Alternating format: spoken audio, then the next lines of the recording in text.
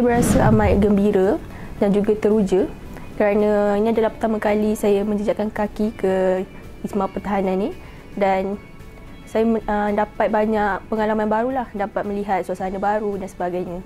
Manfaat yang saya dapat banyak, antaranya adalah dapat meningkatkan kemahiran kerja saya dan juga soft skill.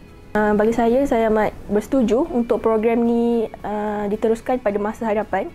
Program ni amat bermanfaat terutamanya kepada anak-anak veteran dan juga anak-anak kaki tangan awam MINDEF.